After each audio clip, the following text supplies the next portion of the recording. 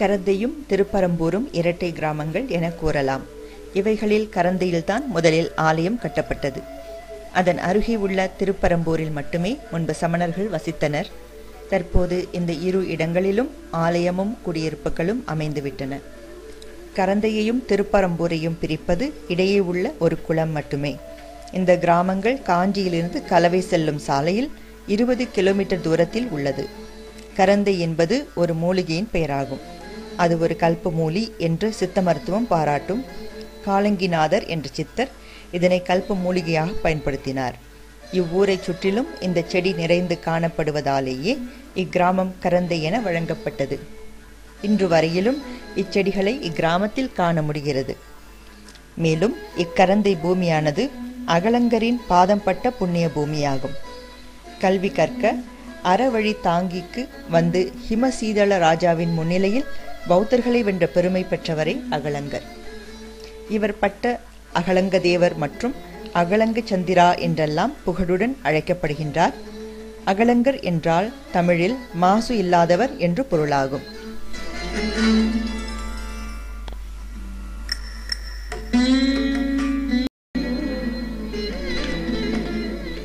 முனிவர்கள் வாசம் செய்ததால் முனிகிரி என்று அழைக்கப்பட்ட கரந்தையில் மிகப்பெரிய ஆலயம் அமைந்துள்ளது.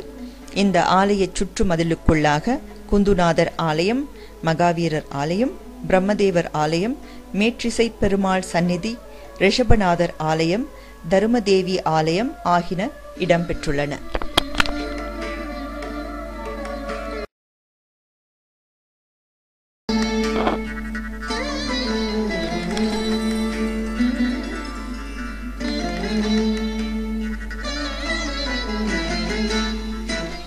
இங்குள்ள ஆலயங்களில் முதலில் கட்டப்பட்டது குந்துநாதர் ஆலயமாகும். இது கருவறை, உள்ளாலை, அர்த்த மண்டபம், மகா மண்டபம் ஆகியன அடங்கியதாகும். கருவறை நாயகன் குந்துநாத தீர்த்தங்கரர் மிகப்பெரிய சுதைச்சிலையாக பொன்வண்ண மேனியனாய் இங்கு காட்சி தருகின்றார். தியான ரூபமாய் அமர்ந்த நிலையில் மூலவர் இருக்க அவருக்கு மேலே உலோகத்தால் செய்த முக்குடை நிற்கிறது. கருவறையின் மேற்பகுதியின் உட்கூடு கூம்பு வடிவில் உருவாக்கப்பட்டு அதன் பக்கச்சுவர்களில் இந்திரன், தேவர்கள், சாமரதாரியர், நடன மாதர்கள் மற்றும் இசைக்கலைஞர்கள் ஆகியோர் பெருவாரியாக நின்று நாதனை வணங்குவது போல் உருவங்கள் அமைக்கப்பட்டுள்ளன.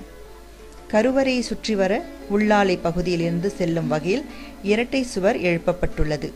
இவ்வகை அமைப்பு சாந்தாரா வகை என அழைக்கப்படும். காஞ்சி வரதராசர் கோவில், தஞ்சை பெரிய கோயில் போன்ற மிகப்பெரிய கோயில்களில் இந்த அமைப்பு காணப்படுகிறது. இந்த அமைப்பு இம்மாவட்டத்தின் வேறெந்த சமணர் ஆலயத்திலும் இல்லை என்ற சிறப்பை இவ்வாலயம் பெறுகிறது. கருவறையின் வெளியே அர்த்த மண்டபத்தில் வாயிலின் இரு பக்கங்களிலும் இயக்கன் கந்தர்வன், இயக்கி ஜெயா ஆகியோரது சிற்பங்கள் கற்பரப்பில் செதுக்கப்பட்டு வைக்கப்பட்டுள்ளது. இச்சிற்பத்தை அடுத்து இடதுபுறமாக பார்சுவநாதரின் சிற்பம் சுமார் 5 அடி உயரத்தில் காணப்படுகிறது. மறுபுறத்தில் பாகுபலியின் சிற்பம் உள்ளது.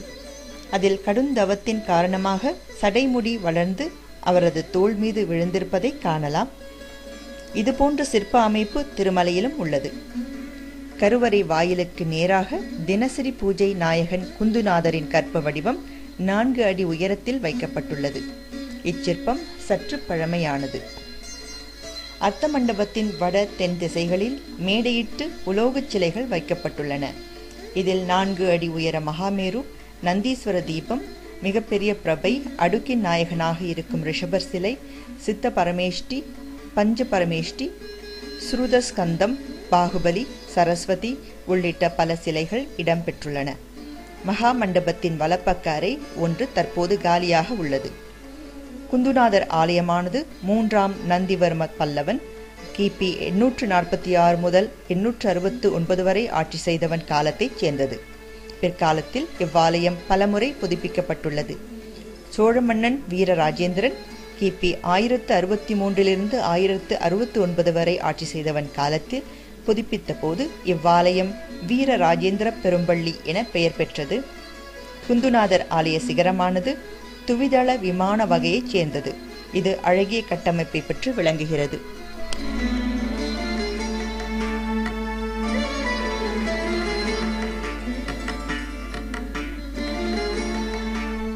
குந்துநாதர் ஆலய கருவறையின் அடித்தள பகுதியில் உள்ள கல்வெட்டு வீரராஜேந்திர சோழன் காலத்தைச் சேர்ந்தது.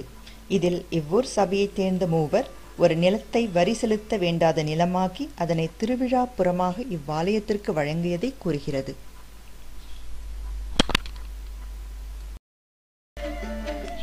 குந்துநாதர் ஆலய உச்சுவரில் காணப்படும் இன்னொரு கல்வெட்டு சோழ மன்னன் ராஜராஜ தேவன் காலத்தைச் சேர்ந்தது. வீரராஜேந்திர பள்ளியாகிய இவ்வாலயத்தில் வெளியே காணும் மேற்றிசை பெருமாள் திருவுருவத்திற்கு நந்தா விளக்கு எரிக்க இவ்வாலயத்தில் பணிபுரிந்து வந்த காணியாளன் 300 காசுகளை பெற்றுக்கொண்டு ஒப்புகை அளித்தமையை இக்கல்வெட்டு தெரிவிக்கின்றது.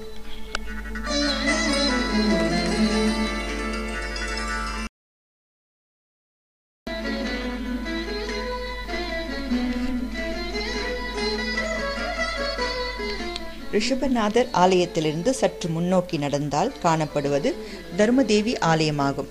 மரபுப்படியே இந்த ஆலயமும் மூலவரும் தென் திசையை பார்த்தவாறே வைத்து கட்டப்பட்டுள்ளது. தர்மதேவி உறையுமிடம் காமகோட்டபுரம் எனப்படும். கரந்தைக்கும் காமகோட்டபுரம் என்றொரு பெயர் உண்டு. பொருட்செல்வமும் குழந்தை செல்வமும் வழங்கும் தேவதையாக இவள் கருதப்படுகிறாள். சிம்ம வாகனமும் நீலோற்ப மலரும் இவரது சிலையில் தவறாது வடிக்கப்படும். காமக்கோட்டம் என்றால் பேரழகு ஆலயம் என்பதே பொருளாகும். இங்குள்ள தர்மதேவியின் சுதை வடிவம் சுமார் 6 அடிகளாகும். வண்ணமயமாக காட்சி தரும் இவர் அமர்ந்த நிலையில் காணப்படுகிறார். தினசரி வழிபாட்டிற்கு தனியே ஒரு கற்சிலையும் உண்டு. அகலங்கர் அழிப்படை தாங்கியில் பௌத்தர்களை வாதில் வென்றதற்கு இவரது அருளே காரணமாக இருந்ததென கூறுவர். இவ்வாலயத்து முன்மண்டபத் தூண்கள் அழகிய வேலைப்பாடு கொண்டவை. இவ்வாலயம் கிபி 15ஆம் நூற்றாண்டின் இறுதியில் கட்டப்பட்டிருக்கின்றது. முன்மண்டபத் தூண்களின் சிற்பங்கள் அக்கால மக்களின் கலை நாகரிகத்தை படம் பிடிக்கின்றன. வேலூர் ஜலகண்டீஸ்வரர் கோயிலுக்கு அழகை தருவது அங்குள்ள கல்யாண மண்டபத் தூண்கள் என்றால், கரந்தை ஆலயத்திற்கு அழகு தருவது தர்மதேவி மண்டபத் தூண்களே என்று சொல்லலாம். அது மட்டுமின்றி இத்தூண்களில் இந்து சமய சிற்பங்களும் இடம்பெற்றுள்ளதை காண முடிகிறது. இங்கு ஆண்டுதோறும் நவராத்திரி விழாவில் ஊஞ்சலாட்டு நிகழ்ச்சியில் தர்மதேவனும் தர்மயட்சனும் சேர்ந்து சிரமிக்கப்படுவது வழக்கம். தர்மதேவி ஆலய கருவறையின் கிழக்கு திசை அடித்தளத்தில் உள்ள கல்வெட்டு கிபி 1747ஆம் ஆண்டைச் சேர்ந்தது. இதில் முனிகிரியில் உள்ள குந்துநாத சுவாமி ஆலய கோபுரமானது சுண்ணச்சாந்தினால் அகஸ்தியப்ப நயினார் என்பவரால் புதுப்பிக்கப்பட்டதை கூறுகிறது. இந்த காலகட்டத்தில் கரந்தையானது முனிகிரி என வழங்கப்பட்டதை இதன் மூலம் அறிய முடிகிறது.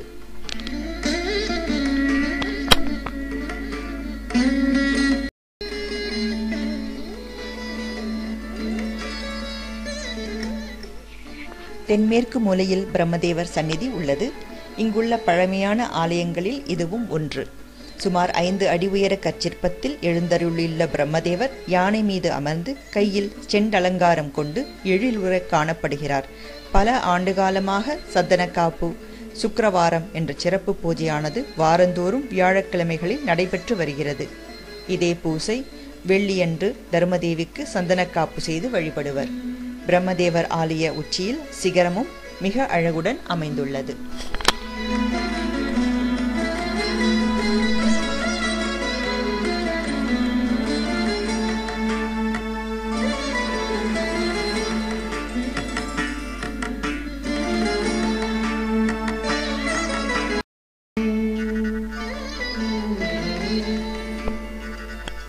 குந்துநாதர் ஆலயத்தினை அடுத்து தெற்கில் உள்ளது மகாவீரர் ஆலயம்.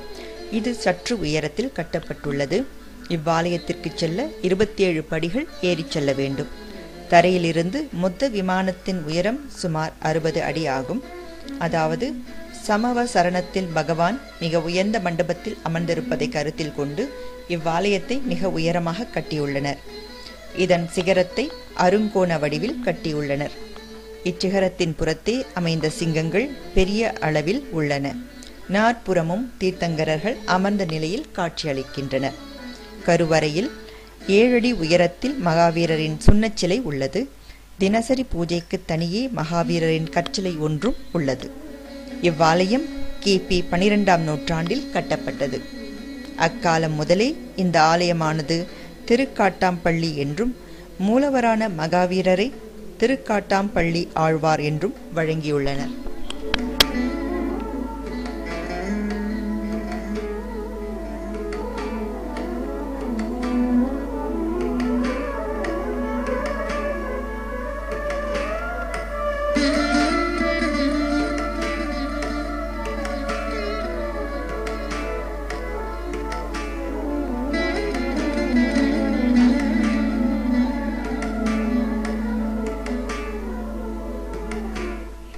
மகாவீரர் கருவறையின் அடித்தளத்தில் கிழக்கு மற்றும் மேற்கு திசைகளில் வெட்டப்பட்ட கல்வெட்டுக்கள் முதலாம் குலோத்துங்க சோழனின் ஆட்சி காலத்தில், அதாவது கிபி 1115 ஆண்டில் செதுக்கப்பட்டவை.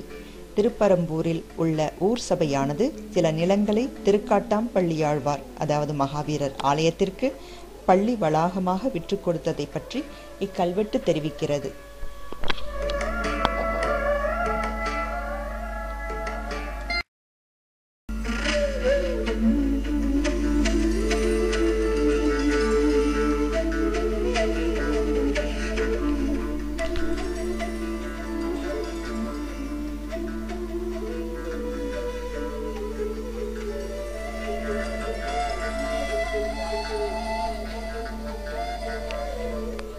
இக்கோயிலில் தர்மதேவி ஆலயத்தை அடுத்து ஈசான்ய திசையில் நவகிரக சந்நிதியும் அமைக்கப்பட்டுள்ளது. இது சமீப காலத்தில்தான் எழுப்பப்பட்டிருக்க வேண்டும். கரந்தை ஆலய நுழைவு கோபுரம் 3 நிலைகளை கொண்டது. இதில் நிலைமாடங்கள் அமைய வேண்டிய இடத்தில் அருகர் திருமேனிகள் காணப்படுகிறது. மேல் 2 நிலைகளில் 2 தீர்த்தங்கரர்களது சுதை உருவங்களும் அமர்ந்த நிலையில் படைக்கப்பட்டுள்ளது. கீழ் அடுக்கில் லட்சுமியின் உருவம் காணப்படுகிறது. அவர் தமது இருபுறமும் 2 யானைகள் மற்றும் சாமரதாரணியர் ஆகியோருடன் காணப்படுகின்றார். உச்சி பகுதியில் அழகிய 2 சிகர போதிகைகள் உள்ளது. அவைகளினிடையே 5 கலசங்கள் ஒருங்கே இருப்பது நிறைவான காட்சியை தருகிறது.